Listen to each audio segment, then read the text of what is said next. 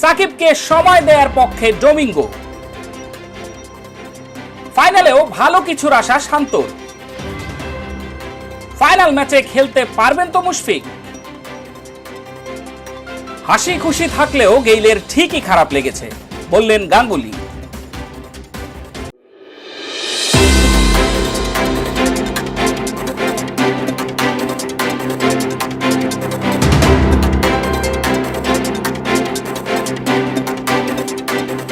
মাঝে 15 দিন দেশের মাটিতে এসে নিবিড় অনুশীলন করে গেছেন।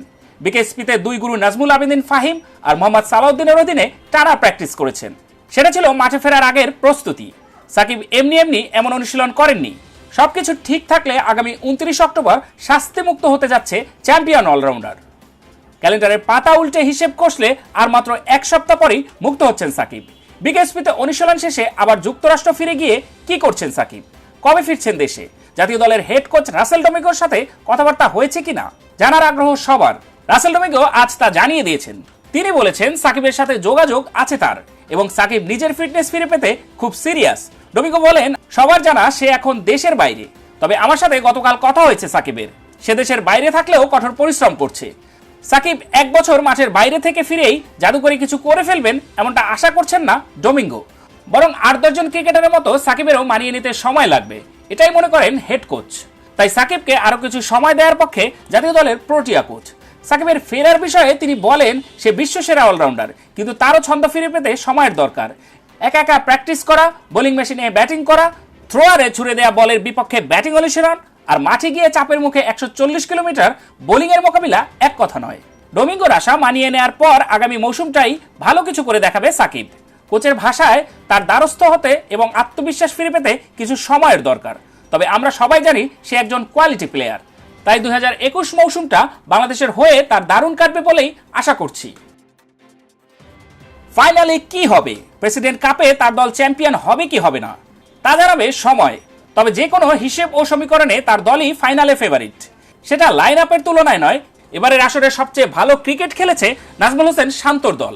দুই সিনিয়র পার্টনার তামিম ইকবাল আর মাহমুদুল্লাহ রিয়াদের দলের বিপক্ষে তার বাহিনী রবিন লিগের 4 ম্যাচে সর্বাধিক 3 ম্যাচ জিতেছে। শুধু তাই নয়, ফাইনালে যে দল তাদের প্রতিপক্ষ সেই রিয়াদের দলকে রবিন লিগের প্রথম ও ফিরতি পর্বে 2 বার হারানোর কৃতিত্ব আছে শান্ত বাহিনীর। এছাড়া তামিম ইকবাল বাহিনীর সাথে জয় পরাজয় সমান।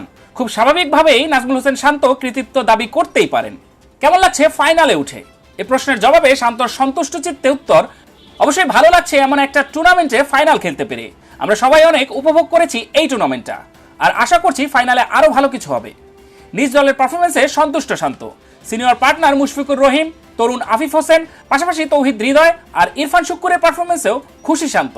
এছাড়া বোলারদের মধ্যে তাসকিন আহমেদ, আলামিন, নাইম হাসান ও নাসুম আহমেদেরও প্রশংসা করেছেন অধিনায়ক। তার ধারণা দলের ভেতরে একটি সুস্থ প্রতিযোগিতা হচ্ছে এবং আশা করছেন ফাইনালেও সেটি বজায় থাকবে। শান্ত বলেন, পুরো টুর্নামেন্ট অনেক উপভোগ করেছি, অনেক পজিটিভ দিক ছিল। তার মধ্যে আমার মনে হয় যে মুশফিক ভাইয়ের একটা ইনিংস, আফিফের একটা ইনিংস, পাশাপাশি তৌহিদ হৃদয় ও ইরফান শুক্কুর ভাইয়ের কিছু ভালো ভালো ইনিংস ছিল। আর বোলিং ডিপার্টমেন্টে যদি চিন্তা করি, তাসকিন ভাই, আলামিন ভাই, নাইম, নাসুম ভাই সবাই ভালো বোলিং করেছে। নিজেদের মধ্যে একটা হেলদি কম্পিটিশনও হচ্ছে, সবাই এনজয় করছে। সব মিলিয়ে অনেক পজিটিভ দিক ছিল। আশা করছি ফাইনালেও আমরা একটা পজিটিভ মাইন্ড সেট আপ নিয়ে নামবো। অনেকদিন পর মাঠে ফেরা এবং ড্রেসিং রুম শেয়ার করার অভিজ্ঞতাও হয়েছে। সেটাও খুব সুখময় অনুভূতি বলে মনে হয় শান্তর। আর সে কারণেই মুখে এমন সংলাপ। পুরো টুর্নামেন্টই অনেক এনজয় করেছি। সব থেকে বড় দিক ছিল যে অনেকদিন পরে আমরা মাঠে এরকম একটা টুর্নামেন্ট খেলতে পারলাম। সবাই একত্রিত হয়ে মাঠে খেলাটা অনেক বড় ব্যাপার ছিল আমাদের জন্য। আর সবাই একসাথে ড্রেসিং রুম শেয়ার করলাম। সব মিলিয়ে টুর্নামেন্টের অনেক পজিটিভ দিক ছিল, দারুণ উপভোগ করেছি। তার সামনে আসর সেরা হওয়ার হাতছানি। এখন পর্যন্ত 2টি 50 আর আসরের একমাত্র 17 রানের ইনিংস খেলে 4 ম্যাচে 207 রান নিয়ে টপ স্কোরার মুশফিকুর রহিম। কিন্তু মিস্টার ডিপেন্ডেবলকে কি ফাইনাল ম্যাচে পাবে নাজমুল হোসেন শান্তর একাদশ? এই প্রশ্নটি দেখা দিয়েছে বড় হয়ে। বুধবার রাতে তামিম বাহিনীর বিপক্ষে রবিন লিগের শেষ ম্যাচে কাঁধে ব্যথা পেয়েছে মুশফিক। তামিম একাদশের মিডল অর্ডার ইয়াসির আলী রাব্বির আকাশে ওঠা ক্যাচ ধরতে 10-12 গজ পিছনে ছুটে মাটিতে ড্রাইভ দিয়ে ধরতে চেষ্টা করেন মুশফিক। তখন ডান কাঁধে ব্যথা পেয়ে মাঠ ছাড়তে হয় তাকে। ড্রেসিং রুমে ফিরে ফিজিও ক্যালিফেতর নিবিড় পর্যবেক্ষণে ও পরিচর্যায় ছিলেন মুশফিক। তাই আর ম্যাচের বাকি সময়ে মাঠে নামা হয়নি তার। এরপর থেকেই মুশফিক ভক্তদের কৌতূহলী প্রশ্ন, নাজমুল শান্ত একাদশের সমর্থকেরও রাজ্যের কৌতূহল। মুশফিক কি ফাইনাল ম্যাচে খেলতে পারবেন? তার ডান কাঁধের ব্যথা কি বেশি? আঘাত কি গুরুতর কিছু? প্রশ্নের উত্তর খুঁজতে জাতীয় দলের প্রধান চিকিৎসক দেবাশিস চৌধুরীর শরণাপন্ন হওয়া। তিনি বিকেল গণনার আগে জানিয়েছেন, যেহেতু ক্রিকেটাররা সবাই হোটেল সোনারগাঁয়ে জৈব সুরক্ষা বলয়ের ভেতরে আছেন, তাই সেখানে তার প্রবেশাধিকার নাই। স্বাস্থ্য সুরক্ষা ও ক্রিকেটারদের নিরাপত্তার কথা ভেবেই তিনি দূরে আছেন। তাই মুশফিককে আসলে সচক্ষে তিনি দেখার সুযোগ পাননি। মুশফিকের পরিচর্যা ও পর্যবেক্ষণের দায়িত্ব পালন করছেন জাতীয় দলের ফিজিও জুলিয়ান ক্যালেফাতো। তার সঙ্গেই কথা হয়েছে দেবাশিস চৌধুরী। সেই কথার উদ্ধৃতি দিয়ে দেবাশিস চৌধুরী জানিয়েছেন, মুশফিক হোটেলের সুইমিং পুলে সুইমিং করেছেন, ভালো আছেন। ব্যথা বা ইনজুরি কোনোটাই খুব গুরুতর নয়। তারা আজ সন্ধ্যা নাগাদ আরও একবার মুশফিককে দেখবেন, আর তার খেলা না খেলার সিদ্ধান্তটা ফাইনালের আগেই চূড়ান্ত হবে। প্রাথমিকভাবে টিম কম্বিনেশন ও পরে খাদ্যে বিষক্রিয়া, এই দুই কারণে ইন্ডিয়ান প্রিমিয়ার লিগের এবারের আসরে প্রথম 7 ম্যাচে খেলতে পারেননি কিংস 11 পাঞ্জাবের ক্যারিবীয় দানব ক্রিস গেইল। সেই 7 ম্যাচে মাত্র একটিতে জয় পেয়েছিল প্রীতি জিন্তার দল। সুস্থ হয়ে 8ম ম্যাচে দলে ফিরেছে ইউনিভার্স বস খ্যাত গেইল, কিন্তু পাননি নিজের চিরচেনা ও পছন্দের ওপেনিং পজিশনে ব্যাটিংয়ের সুযোগ। খেলতে হচ্ছে 3 নম্বরে। এতে অবশ্য গেইলের পারফরমেন্সে কোনো সমস্যা হচ্ছে না, বরং পাঞ্জাবের টানা 3 জয়ে অগ্রণী ভূমিকা রেখেছে গেইল। রয়্যাল চ্যালেঞ্জার্স ব্যাঙ্গালোরের বিপক্ষে 45 বলে 53 রানের ইনিংস দিয়ে শুরু। পরে মুম্বাই ইন্ডিয়ান্সের বিপক্ষে 21 বলে 24 রানের পাশাপাশি সুপার ওভারে জয় এনেছেন তিনি। আর সবশেষ চেন্নাই সুপার কিংসের বিপক্ষে তুলেছেন 13 বলে 29 রানের ঝড়। 3টি ম্যাচই জিতেছেন পাঞ্জাব। আসলে নিজের প্রথম 50-র পর তা উদযাপন করতে গিয়ে ব্যাটের উল্টো পাশে থাকা বস লেখাটার দিকে ইঙ্গিত করেন গেইল। কিন্তু কেন? কিছুটা আক্ষেপ ঝরা কণ্ঠে ক্যারিবীয় ব্যাটিং দানব বলেন, আমি শুধু বলবো নামটাকে তো একটু সম্মান করুন, এটুকু করলেই চলবে।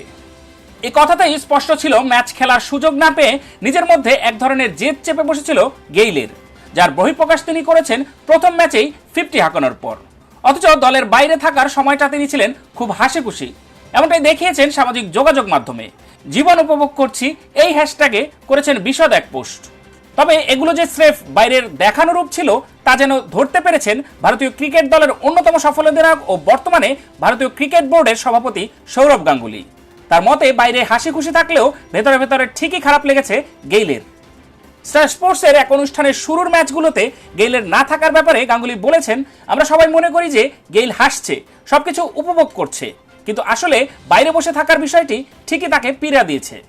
এটা থেকে আসলে শেখার আছে। আইপিএল এর প্রতিযোগিতা আসলে অনেক বেশি। এ সময় এখনো পর্যন্ত হওয়া আইপিএল এর ম্যাচগুলোর বিষয়ে নিজের মূল্যায়ন গাঙ্গুলি। বিসিসিআই সভাপতির দৃষ্টিতে পুরো টুর্নামেন্টটাই দুর্দান্ত। তিনি আলাদা করে কোনো পারফরমেন্সের কথাও উল্লেখ করতে পারেননি, কেননা আসর জুড়ে নানান পারফরমেন্স তাকে মুগ্ধ করেছে। গাঙ্গুলির ভাষ্য মতে, আমি মনে করি পুরো টুর্নামেন্টটাই দুর্দান্ত। এখান থেকে 1-2টা মুহূর্ত আলাদা করা সম্ভব নয়। লোকেশ রাহুল, শেখর ধাওয়ানের ব্যাটিং, কিছু খেলোয়াড়দের fielding, Jasprit Bumrah, enrich, Kagiso Rabada, Mohammad Samir bowling, এই ফরম্যাটে মায়াঙ্ক আগরওয়ালের ব্যাটিং, সবই তো স্পেশাল। ভিডিওটি ভালো লাগলে লাইক দিন, ভালো না লাগলে কমেন্ট করে জানান। আর আপনি যদি আমাদের চ্যানেলে নতুন হয়ে থাকেন, সাবস্ক্রাইব বাটনটি ক্লিক করুন। ধন্যবাদ।